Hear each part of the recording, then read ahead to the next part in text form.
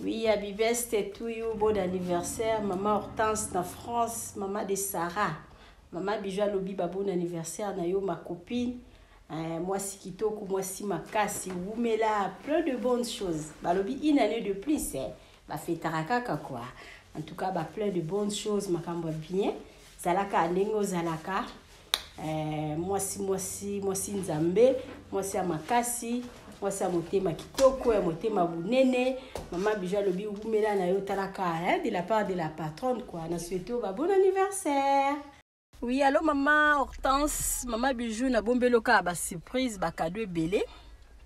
Tango koya na Allemagne rozo ba cadeau na yo. Pourquoi pas si ko total maman Hortense oh maman Bijou azo souhaité bon anniversaire maman Bijou Lobi nini. So lingo ke de congé na kin. Tout ça en adresse kaka moko. Benga maman Bijou ça la réservation il y a auberge na biso o eza na matonge na Irebu à 37 aux ala jamais de site hôtel bino maman Hortense après botala ba vidéo na biso ya publicité à auberge na biso numéro na biso za na suka o ngo kende congé na kin benga maman Bijou ça la réservation place na yo à partir de $15 aux yeux place à kolala maman Bijou lobi ko kende boité. S'abonner na Bidor TV, nazana besoin ba 1+ na bino. Merci.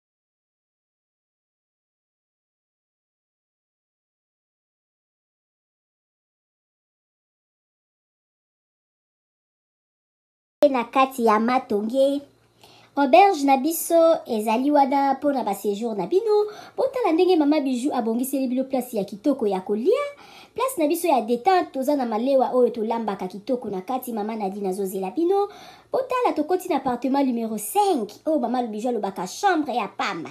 Chambre ya pamba na biso toza na douche, debout ya propre, toza na lit à 2 personnes, toza na climatiseur, tokoti na appartement numéro 3 o pe lisusu ezali kaka chambre ya pamba. Na kati ya appartement numéro 3 eza na TV, eza na frigo, eza climatisé, eza vraiment propre makasi botala toilette nango. Appartement numéro 5 oyo tokotaki liboso bomoni siko tokoti na kati ya salon oyo tobenga yango appartement numéro 6.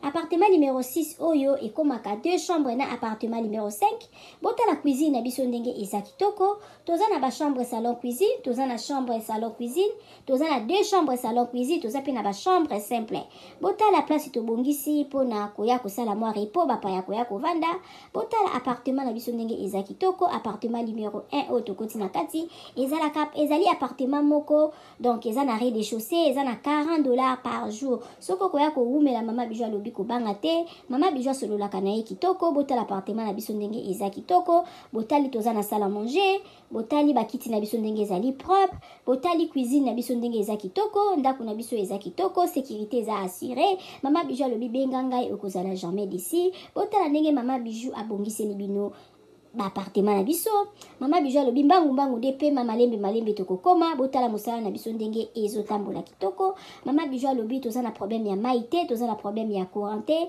toza na départ unique toza na groupe tema na yo appartement na biso tobandi à partir ya $15 seulement aux 8 chambres na yo ya kolala ya bien soki mpe okoya kowumela koleka ba 3 mois chambre wana ya 15 dollars tozwaka yango kaka na 10 dollars balobi ya boye bozwi wapi soki kaka epa na biso na matonge na Irebu A37 te mama Bijou alobi solution eza epa na biso ya boye nanu ezala te tosaleli bino boutique na kati ya auberge mama Bijou alobi asali boutique na ye na kati ya auberge okoki kozala na posa ya komela vin okozwa vin na kati obosalaki mwa deodorant na yo na poto okomona deodorant na yo na kati ya auberge na biso mama Bijou alobi obosanaki kado kobanga na yo te mama Bijou azweli bino solution na kati ya auberge na biso oyo eza na matonge na Irebu A37 botala ba ombia botala ba savon ya ombia ya mbuma ya ombia ya mai botala mama Bijou atie ba maquillage na tie ba anti-age